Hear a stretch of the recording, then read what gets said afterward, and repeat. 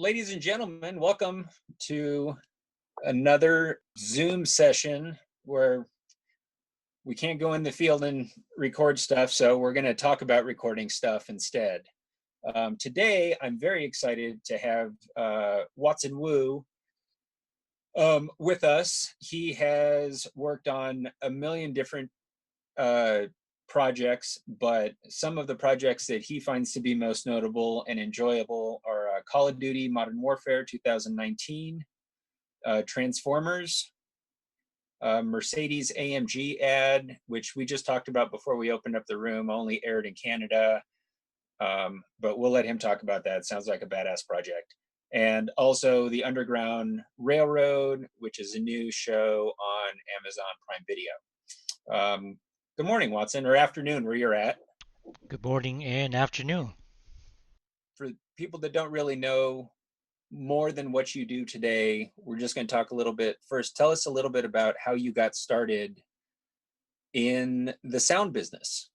I went to school for music education, and it wasn't until my third year that I found out music theory, writing music, was my strong point.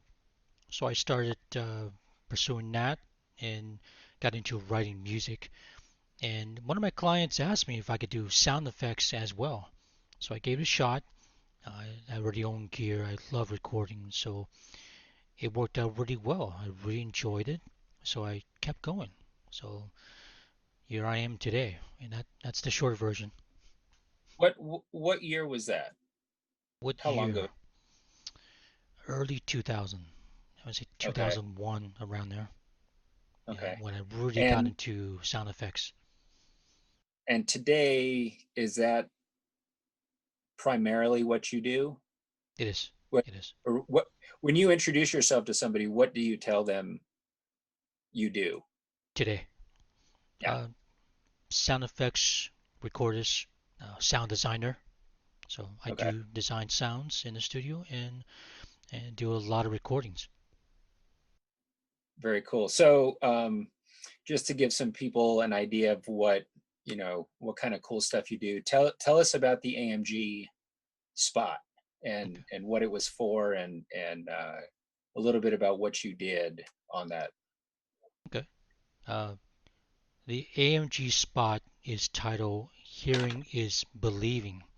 So if you go to YouTube and you type in "Hearing is Believing," it's a pitch black scene, and this ad was only available in the Canadian theater, select Dolby Atmos theater, meaning that you're sitting in the seat, ad starts, it's pitch black, and this car is going crazy doing cornering, donuts, and in the seat's vibrating, you're feeling the wind and smelling, get this, smelling burnt rubber in the theater. So I was hired to record onboard and external sounds of this really high-end AMG car. So I'm sitting next to the driver doing all these stunts, and on the side is the producer freaking out because I'm not supposed to be in the car. But that's okay. I love doing that kind of stuff and be a little dangerous. So that's what this ad was about, is to show how cool and powerful and how controlled this Mercedes AMG car is. So Cool. So you get a phone call and they give you the gist of what the spot is going to be. mhm. How do you approach um, the recording? Do you what who are you talking to get an idea of what you're going to need? Do you get a location scout? Do you get to actually see and hear the vehicle before you select your microphones? Do you just take everything you own into the field? How does that whole thing happen? I often bring backup gear just because I've had failures.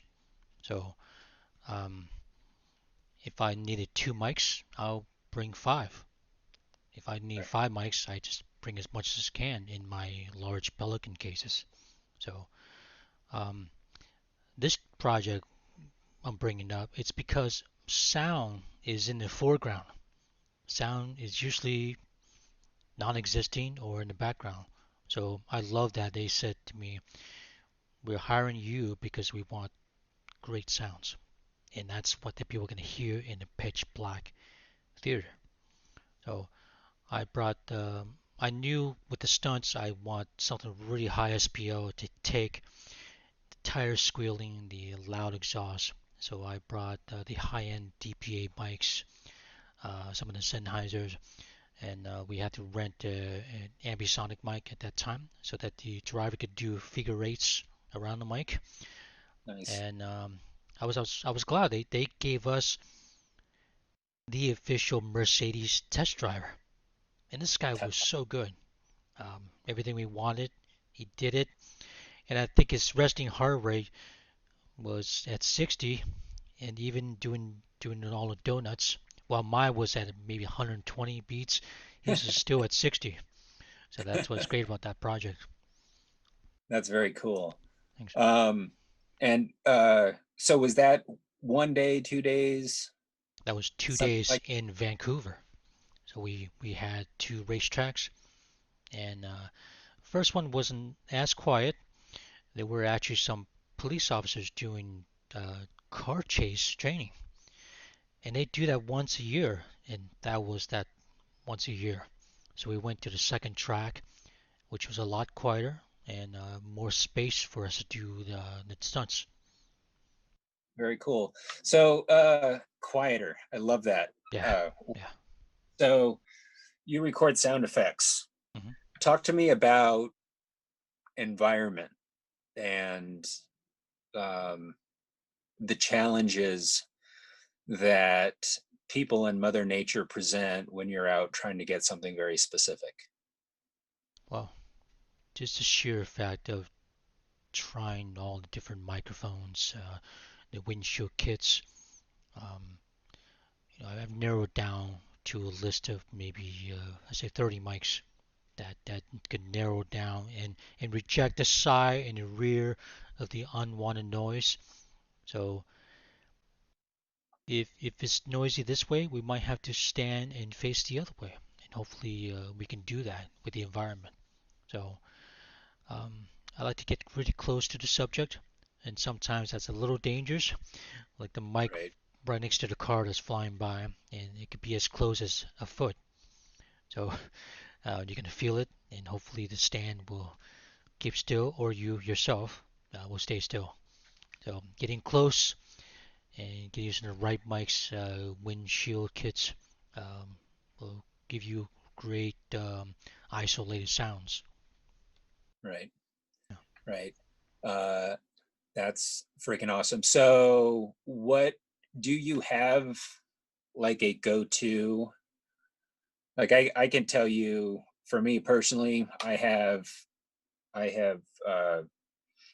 I guess three shotgun microphones Mhm. that would be my go-tos, Okay. de- depending on my environment. My uh, like if I'm shooting in a really loud environment, Hmm. um, I'll use a Sanken CS3, Hmm. mostly because of like what you were just talking about. The off-axis rejection Right.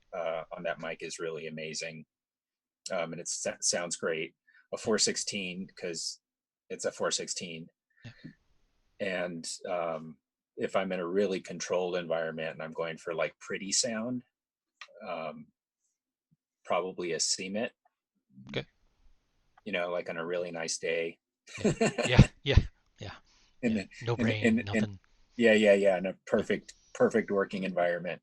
Right. So what would be your go-to? Do you have one that you pull out of the kit first every time? Um, Always with me.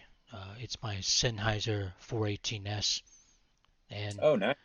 I rarely record in mono. If I could use one mic, it's gonna be a MS mid-side mic. That way I could use the mono or take the side and make a stereo. So most of my clients want some kind of stereo. So that mic, I have a Pearl brand. It's a shorter MS mic, and I use that a lot because it could do both. It could do great isolation and it could do ambience. It is very small, so it's easy to take with me. So um, I have a lot of mics, so it's hard to narrow down what I really like. But Right. I like the Sennheiser for the long reach isolation, and the Pearl for compactness for overall, including ambience. What about something that's high SPL? Both of them, Um, both of them can do both really more. high SPL. Yeah. Yeah, I did a show called Top Shot Oh, several years back. We nice. recorded. It was great. We got to record all sorts of really rare firearms Okay. and other stuff. But I use the Sennheiser 8050 Oh, yep. a lot, Good. uh, and we did everything in pairs, so everything was in stereo. Okay. Um, but So you had uh, two. You used two together. yeah, and depending on what we were trying to accomplish, sometimes I would put one like right at the firing line, and Okay. then another one depending on the caliber of the weapon, 25, 50, 100 feet or longer away. Okay. And then we had an assortment of microphones that we would do that with. Nice. But the 8050, I tried to break it. I wanted to see like how loud things could be before it just kind of popped, and I Mhm. couldn't. Um, and we used a lot of high caliber weapons. Yeah. So I was wondering if have you ever broken a microphone with I've sound? broken. Yeah, I've broken broken phones. Um, it's usually the less expensive ones that break very easily. There are odd microphones that capture great gunshot sounds, for example, but they don't last long. They don't like the weather changes. So I've broken just inexpensive microphones. The only Okay. expensive one I've broken was an AKG, um, but it was getting older anyway, older mic. So um, yeah, usually the Sennheiser, they're not gonna break. They're great Yeah, for all weather. they're yeah. That's like the 416. It's Hmm. you can go anywhere, do anything with it, use it Yeah, as a hammer, yeah, you know, yeah, fight off exactly. people with it and then plug Yeah, it back. yeah, exactly. Yeah, It'll I have still one work. too. It's great. It's great to keep and always take with you, even as a backup. Right. Yeah. Right. Absolutely. So let's talk a little bit about your specific niche. And we did like a little pre-meeting just before we opened up the room to everybody. We were talking about um, focus Hmm. and focus within our careers. And so I thought maybe you could expand on that a little bit and just kind of talk to some of the younger sound people out there that haven't quite yet found their niche. Hmm. Um, what is your advice as far as focus? Focus. Um, I do like to multitask a lot, um, but I found out early on in my career that you can't do everything. I mean, you might like to do everything, but it's too much. I only know a handful of people who could do that much and do them all very well. Right? A friend of mine, Jesse James Allen, Jesse says, I'm going to do this, and he does it. I'm going to do that, and he does it. He does them all well. I think he's one of two people I know that can do that. Anything he Do you wants to hate do. him? I I don't think hate him. I No, no, no, no, no, no. He's a great guy. He's a great guy. joking, Yeah, joking. can't talk bad about Jesse. Uh, yeah, he does it well, but he's rare. He's a rare bird. So Right. um, it's better. You're better off picking up two things you want to do and do them very well. Because I do believe it's a turnoff for producers. See, here's my business card, and your title is all over that card. It's too Right. much. What do you do? So you're better off Right. Or what picking. would you Yeah, rather? yeah, yeah. They want somebody who's good at those tasks he's looking for. So pick two things you want to do and do them well, because one may not work well right now, but the other one could. For example, we're locked down with this virus. If I can't record outside, I'll design sounds in the studio. So, vice versa. So, yeah, that's what I did. That was my mistake early on. Was I do this, and that. Uh, it's too much. Too much. At what point in your career did you realize that you were doing that? Say my third year. My third year, Okay. I met some people at GDC, Game Developer Conference. They looked at my card and said, um, "Let's use your name from now on." Because I had my stage name used to be Infrastructure. Used to perform in clubs, and the guy said, "Well, you got a catchy name. Use your name. Don't use this generic entity. Use your name if it's catchy and short, and focus on that." And thought it over. He was right. He gave me examples of different people in the industry. They said if I make a call and I say I'm so and so, that's it. You don't have to say I am from so and so company and my name is this. If you just say Right. your name, it's easier. So Right. Right. And if the list of things that you do, if there isn't a list of things that you do, then people will know specifically what you do. right, exactly. Right. If you say you're a camera person and a sound person, yeah, I'm not taking that serious, I don't think. Yeah, But if you say that you do sound, yeah. Different there you kinds of go. sounds, maybe two or three different kinds of sound. Then yeah, you're a sound person. Yeah, but yeah, like you said, it's too broad. A camera guy and a sound guy. That's way too broad. Yeah. Um, Um, what do you think? What is your favorite thing about what you do? Um, yeah, I like to go to the source of the sound, and instead of just sitting in the studio to edit 50 caliber machine guns, well, I want to be out there and I myself shoot the machine gun and record them.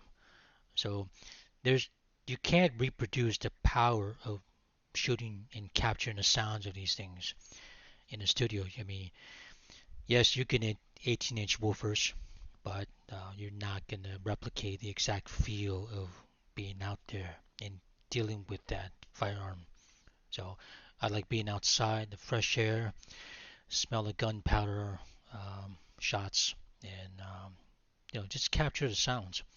And while I'm out there, that's the source. I could use different mics, different angles, distances to see how else I could capture great sounds. So I like to right. be at the source. Um, damn it, I just had a question. Let's actually, does anybody else have a question? Hit us up in the chat window. If anybody has any questions for Watson, sorry for my hand in the window. Don't be shy. Ask questions. What uh, what have you been doing? I'm really curious. So you're freelance, right? Yes. As a freelancer, this whole shutdown, obviously you can't go into the field and work. What does that mean for you, kind of like in your personal economy? Yeah. Um, The ones that require flying, that's been delayed. But I could still record. I live in a quieter area away from the city where I can go out and do a lot of recordings. I can record more vehicles, more firearms, ambience. So I still have the freedom because it is isolated compared to a major city like Nevada, Vegas, Los Angeles. So um, even with the downtime, you could still um, hit up with your contacts, speak to them about their needs, and talk about what we can do when we could fly again, for example. right. Yeah. Okay, so I have a couple questions. The first question I have is from Jonathan. He wants to know um, if you allow the gunshots to peak in order to get more level on the tails. Um, Yes. Um, Sometimes, depending on the project, some projects require a perfect crack of the gunshot and the perfect tail. And if we have time, we will, yeah, go beyond unwanted distortions to capture longer tails. And this is where I use a lot of different microphones. Some microphones will capture better tails than others. So I mhm, will position those other microphones to capture more tails than the shot. And I've ran snakes as far as 650 feet away from the shooter to really get the long tails and that right, delay effect. So, but a lot of times the gunshot is about hitting the peak and let it interact between that fine line of good distortion versus unwanted distortions. It is right, subjective, but sometimes all these things are usable for the mix, for the sound design editing. right. And you're also recording multiple microphones. So Yeah, if one microphone is sounds like garbage on the peak, yeah, but the tail is great. yeah. Well, There's it is about getting all the microphones to sound great, good to great. together, So, when you switch off weapons, well, this MP5 9mm, it's just not that impressive. So certain mics will pick up more interesting sounds than right? just boring sounds. Because a lot of gunshots, um, with with typical recordings, they sound like boring popcorn. They really do. So Yeah, yeah, yeah. yeah, it's about interacting with the analog limiter and hitting it hard. And that's Oh, basically how we hear it. I guess in a Hollywood I say. Yeah. Another question here, just about are there any types of books or any other types of references that people can look for um, on sound design that you recommend? Um, I would say you really getting on one with a instructor who could show you how to use tools, um, and play with plugins. Um, Download trial plugins, see how they work them, and take a nice source sound and play with the plugins. So I wouldn't say I don't know of any great books that tell you that. These are things you have to try and get your hands dirty and play with them. So I'm sorry I can't answer that question really. Yeah, I would say just get out and record Yeah, yeah, with whatever you have. yep, If what you have is your phone right now and that's all you can afford, then go and record on your phone. yeah, If you yeah, have a little handheld Zoom, I have a lot of friends that are sound designers that just travel day to day life with a handheld Zoom in their backpack.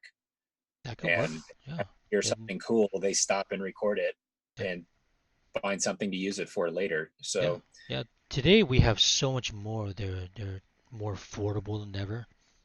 The one mic I was really impressed with, it's the newest Rode NTG5.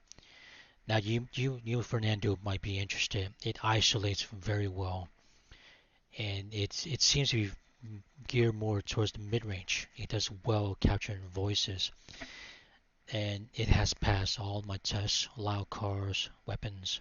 So it's inexpensive. It's less than $500, and you get the wow, whole kit. You just supplied a recorder, really. And so yeah, if you looked at this 10 years ago, you have to spend almost 2,000 for the same quality microphone. right. Well, So that is very true. Everything has come down in price significantly, yeah, especially our recorders. yeah, You have to drop at least $2,500, $5,000, depending on how many channels you were recording. Hmm. Today, you can get something for under $1,000 Hmm.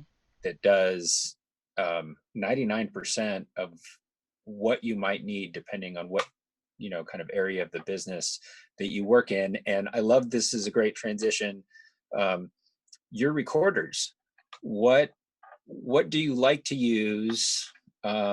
Is do you have like for me personally, I think the Sound Devices 442 mic pre is the best mic pre that those folks ever put out. I was about to get derogatory. Yeah. Um, um, do you, I absolutely agree with you. 442 is and still is the best. I don't care what new stuff's out there. It seems like it's built just for that purpose to let you plug in all different microphones and make it sound great, be reliable. right, I feel that a lot of new stuff it's too computerized. It's almost like we're going back to using a laptop to record, which I detest. I like the recorder that's dedicated recorder, a mixer that's dedicated mixer. So I right. agree with you. What what kind of devices are you recording on? I follow you on social media, and I know that you use an assortment of different types of recorders. Do you have go-to recorders, or does that all just depend on what the job calls for? It depends on the job, but I have everything from Zoom F6, Zoom FAN, sound devices 744, 788, and 442 mixers. So depending on if I have to hike or not, if I'm recording at a table, if I'm in a car, how big is that car?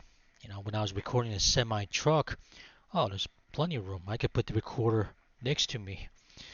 That's 788 with the 442. It's a semi truck. You have all the space in the world. You could lay down if you want to. So I was recording a small Ford GT, fast car. So I had my recorder on my lap, and I could not get the seatbelt on. I had to get the owner driver to help me with the seatbelt. So that's the limited spaces. So sometimes Right. you want really small recorder to big recorders depending on where you are. So it depends on the job. So Okay. um, Another really good question that just came in was about headphone isolation. okay, Um, when you're shooting very loud or shooting when you're recording very loud sounds, what do you do to protect your ears and then also isolate what you're hearing from your recorder from what's actually happening sure. feet away? My favorite is the remote audio high noise model. They're Yep. you see a lot of pictures of me with white headphones. Um, I could be firing a weapon and hear what the microphone's hearing. So I like those, and they use the Sony, just like the typical Sony headphones. So the Yeah, the speakers inside. 75. Yep, yep. Yep. 7506. They're very flat. They give you, I would say, more natural, accurate sound of what we hear in real life. Um, um, yeah, instead of Yep. like beats, you know. I'm So with you. I'm yeah. with you. I use 7506s on probably 99% of the jobs that I do. Mhm. And the main reason, and we use those as well when we're doing high noise recordings. And I always tell people they're just incredibly consistent. Yeah. You grab a pair that's 20 years old or a pair that was just pulled out of the box today, Yep. and they're going to sound the same. And Exactly. that's really important when you're recording in the field. You need to know that it's not the environment, Yeah. or that it is in fact the environment and not your headphones that are different. Right. Right. I like that they are triple purpose. They protect you from the gunshots, race car. You're hearing in isolation and in playback. Everybody could yap their mouths, shoot off weapons, and I could do playback by Right. myself and really take in and readjust my levels with the playback. And with the client next to me, I could, hey, listen to this. And again, their colleagues are yapping their mouths, and they could take their time and do the listening. I also use earphones by Shure, the SC846 model. Now, they're far more expensive, but I was out recording in the middle of nowhere with mosquitoes, so I had to put a mosquito net. With the high noise, it's too much and too hot. So it's easier if I could put those earphones on and put the mosquito net over me. And those isolate well and still protect your ears from gunshots. So, Right. Yeah. uh, I for the really loud stuff that I've done in the past, I have a set of in-ear monitors from nice. JH Audio, Okay. and I've almost found that they're like in quiet environments, they're too good because you can actually they're so precise you can actually hear the microphone's artifact, Yeah. Yeah. which is a crazy thing when you've never heard it before. You don't know what the hell that sound is. Yeah. But I've used those in some pretty high noise situations, and those same thing. They're just amazing. Of Yeah. course, you can't pass your client, Right. um, but it's a great way to be able to isolate Exactly. what you're recording Yeah. from When the I'm real recording for a world. long time, you'll see me. I'll take the right cup off, left cup off. I'm Yep. hearing inside and outside around me, so I could really keep track with what's going on. So if I'm hearing some other reflection from the delay of the gunshot, I will listen through and say, hey, we need to reposition that mic further to the left because I really want that spot. So Right. it is good to take it off and on throughout the day. Because like you said, if you're too much of that, it's like, what is that noise? Well, you got to Right. take the earphones off, which is cumbersome. Curious. Um, how do you monitor in terms of uh, volume if you're going to be recording loud sounds all day long? um are I I've actually had a lot of people tell me that I monitor too quiet. I just tell them that their ears aren't sensitive enough. Yeah. um um I monitor it like you. I tend to, because if you're doing 7 straight days of gunshots, yeah, it's too man. much, and you get Yeah, or if tinnitus. you're just doing a 12-hour day and Yeah. you've just got a lot of stuff that you got to get banked, Yeah. you know. Uh, um the 788, I keep it on zero, and I go okay. around that. If it's a quiet Well, weapon like a pistol, smaller caliber, I'll increase a little bit, but louder, I'll stay at zero or a little bit less. So if you know the 788, zero is pretty quiet, but with the remote audio, you're gonna hear those right, details. You know, right, if it's right, something sounds great loud in your studio or at home, well, what does it sound like half the volume? Does it still sound interesting? So if you could hear those differences, you can learn to monitor quietly. Because at the end of the day, right, it's long hours of being right. Yeah, compressed. what I do is I'll monitor initially. I'll turn Hmm. it up a little bit Yeah. and make sure that I'm happy with the sound, Hmm. like the overall sound, how the microphone is placed, all that other stuff. Right. Once I'm generally there, like on the 6 series, which is what I use the majority of the time I go in the Hmm. field. Hmm.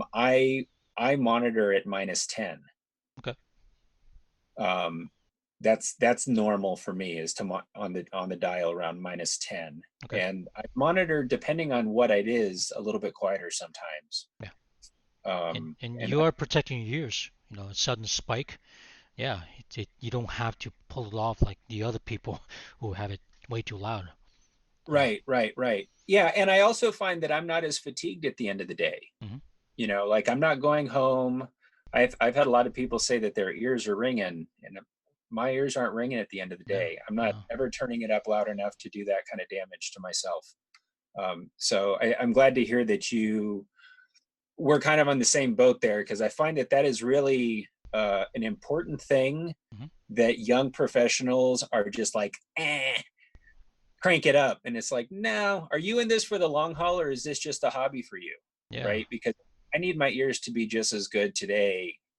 In 20 years, they need to be just as good, if not Exactly. better. Hope. Yeah. You don't want to say what when you're 40 or 50. You want Right. to say that Right. maybe when you're 80. Huh? Yeah. What? Yeah.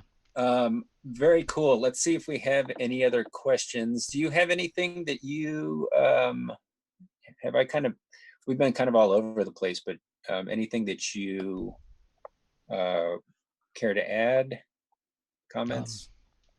just coming up, I guess well after the virus will be the Amazon TV show, The Underground Railroad. It's based on that book, and it's a lot of work I put into it, and a lot of work that the sound team is working on. You have everything from pretty great isolated ambience because the TV show is about the 1800s, about slavery, and I got to record a steam train, an actual full functioning steam train by myself. So That's it was incredible. It was my bucket list to record one, steam powered. So I got to put mics all over the place, got them really dirty. Um, I used multiple recorders to get on board, and later on at a clear field, I was able to walk out and record the pass-bys nice. all at the same time. So I had everything from mono, MS, XY, ambisonic, all into this the recording session of a steam train. So the Underground Railroad, watch out for an Amazon Prime, maybe later this year. Hope. Right on. Yeah, yeah, yeah. Hopefully they'll get a chance to finish it. Yeah, yeah. They have That would three be more nice. days of shooting, and they're on lockdown right now. Yeah. Yeah, we were in the same boat. The show that I was working on, we had about 10 days left, eight Oh, days left, I think, of production. yeah. And we were supposed to shoot a finale in New York, Oh, and yeah. none of that none of Yeah. that is happening. Yeah. Yeah. That's too much. So we'll see what happens. Huh? Let's see. When you get hired as a sound recordist for a project, do you often try to attach yourself as a sound designer as well, or do you keep those things separate? Yeah, and actually, I want to kind of expand on that. Do you normally just do you deliver? Do you pull your media out of your 788 and hand it to a client typically, or is it something that you go through? What do your deliverables look like basically? If if the client's on site, I will copy the media card to an external hard drive. If it's a big job that requires a week or more, my proposal, my invoice includes an external hard drive. So I will copy everything on there. If I have time, I will go through it and empty out a lot of silences and airplane sounds, unwanted airplane sounds. Um, but part of my jobs are either just the raw recordings, or and part of them are is both raw and sound design, or just sound design. So it depends on the project. Very cool. Very cool. Any last questions for Watson? Anybody? Anybody? Y'all are oh, lost my video there. Sorry. Y'all are a quiet group. Well, I just want to let me just get my hand out of the what are the most unusual sounds you've had to record? Have you worked on historical films? Well, this thing for Amazon sounds like a historical It's piece. historical. I got to spend a week by myself in the Florida wilderness, um, just recording very quiet ambience. And about every day, I don't see anybody. It's just me and the two recorders. Part of the time, I was just hiking for miles, and I've heard strange sounding birds. And when you see the bird, you're like, that's not that bird. That's not what that bird's supposed to sound like. And some of them were just, I thought it was a cat, but it was not. It was some strange bird. Um, I came across gators. Um, I had a poisonous snake lunge at me, so I was glad I had a big 18-inch machete on me, and I used my mic stand while I was walking through the wilderness. I make sure the tripod's in front of me just in case I need to Right. dodge something. So so long periods of hours and days of listening to very quiet sounds, you'll get to hear a lot of strange sounds, and I can't tell you what they are. Um, That's really cool, they're man. on. Yeah. That's really, really cool. Um, got a question from Jonathan. He asked if you use any surround type microphones. The answer, Jonathan, was he does. He uses all sorts of different types of microphones, from mono to stereo to ambisonic, Yep. and Yeah. I've seen photos of binaural and other types of stereo microphones as well. Right. On Amazon, I use a Soundfield SPS 200. Nice. It's a great ambisonic mic. It could take a punishment. You could record very whisper quiet to very loud, and so I use that along with my Pro MS mic. So the ambisonic was for overall sound of where you're at, and the Pro was me to point at something. If a branch was making a nice sound rubbing against another branch, I was going to point at it. If there's a bird right there, I'm going to point at that bird. So I used both at the same time, and that was the best use of time, is to get two separate recorders or one multi-track and do ambisonic in specifics, and that's how you Right. record. That's awesome, dude. Thanks. That's awesome. Thank you very much. I really appreciate your Thank you. time Thank you. and all of your insight. And I feel like I can talk shop with you for a really long time. Likewise. Uh, so maybe we could do this again. Yeah. But in the meantime, I don't want to tie up any more of your day. Just thank you very, very much. And if anybody has any questions for myself or for Watson, shoot me an email at the same email address that you registered, soundmentors@gmail.com, and I'll make sure that those questions get answered. Um, and thank you all very much for hanging out. Have Okay. a good day. Thank you. Thank you. Thank you all for listening. Take care. Take care, guys. Bye bye.